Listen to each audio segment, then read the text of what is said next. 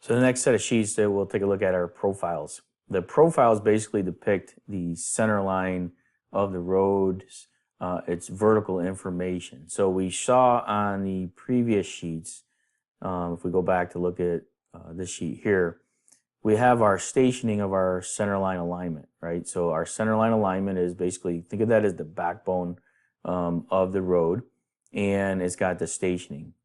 Well, the profiles depict what the vertical information of that road is. So that beginning of the road at 10 plus zeros, if we zoom in on this profile here, you can see this is where that road starts. And you've got a solid line that depicts the vertical relief of that road. So it's typically made up of these PVIs, or point of vertical intersection. So a grade point starts here, has an elevation, and it's going to come in at this slope of a negative 1.48% to a PVI. And that PVI basically is at this station and elevation. This K value is basically the difference between the grade in and out. So here we have a grade going out of 1.17, and the vertical curve is a 175-foot vertical curve. So the actual road is going to be up here, not down here. This is just the vertical intersection point of the incoming and outgoing tangents. The curve itself is through here, and these values is where that curve starts and then where that curve ends. And this is the vertical curve. So we have a station of our beginning vertical curve, and we have a stationing and an elevation of our ending vertical curve.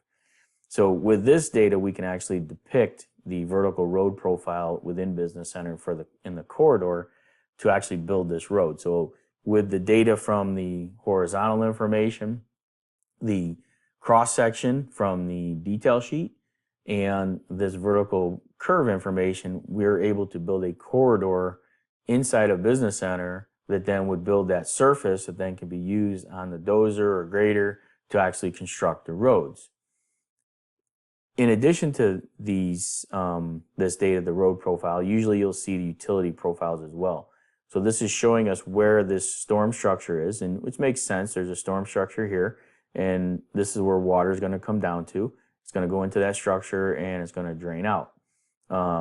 This over here may catch this water that's coming down here, drop it in, and then bring it down to this low spot where it's collecting.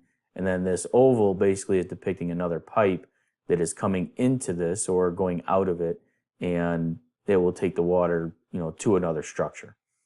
You also may see water line. So here's how the water line is. So this is showing us how far below the ground that water line should be. And it shows, some other information. You can see here, this is an existing sanitary sewer. So even if we were doing construction way up here, we shouldn't hit this existing sanitary structure that's running through our site. As we come over, there's some match lines to see, different storm sewer profiles. So there might be multiple profiles on a sheet. You can see here, these are just the storm sewer profiles. So this may be from one structure to another structure and what the pipe is. And then on this grid, just to point that out, there's elevations that go up the side, and then there's stationing along the bottom. And then there's also elevation. And then these elevations depict what the elevation of the existing ground is, which is this smaller gray and less precise value. So this is only out to the tenths, and this is out to the hundredths. So this bold piece of text is representing of the proposed ground, and then that dashed line being the existing ground is represented by the non-bold line. And then here's your stationing. So if this is 1,200 and this is 1,300, I got 100 feet between here. That's 12 plus 50. This would be 12 plus 25, and this would be 12 plus 75. So that's where we can kind of scale and measure, on these plans. Over here is our elevation. We got 60 and 70. This would be 65, and this would be 6250, and then this would be 6750. Okay.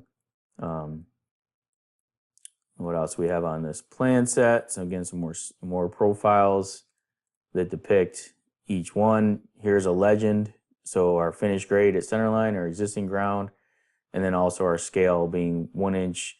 1 inch goes 50 feet in the horizontal direction, which makes sense. So basically, if this is 10 plus zeros, and that's 11 plus zeros, that would be 1 inch if we were to measure it on a sheet of paper, right? Because there's 50 feet, and then vertically, this would be 1 inch as well. So each one of these blocks looks to be about a half an inch if we were to measure it on a sheet of paper. Let's see what else. So those are the profiles. You can see here's a little bit more detailed of a water line. And you can see how they want the water line to be constructed. It's going to come in and it's going to dip down below this. And we have to have a minimum clearance here.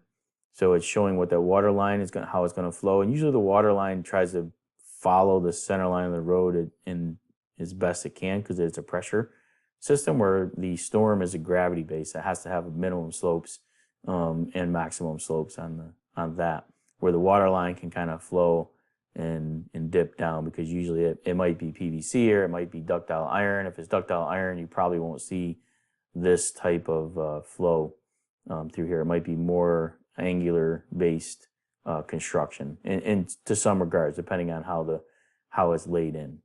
Okay. So those are the water line, storm sewer profiles, and let's see here. There might be some sanitary as well, but looks like most of it's storm, road, and water line. So a bunch of different profile sheets as we scroll through here. And then the next set of sheets we'll get to, you can see there's a lot of profiles, so a lot of detail, to put in the utilities. So then we get into some pollution prevention plan. We'll talk about those next.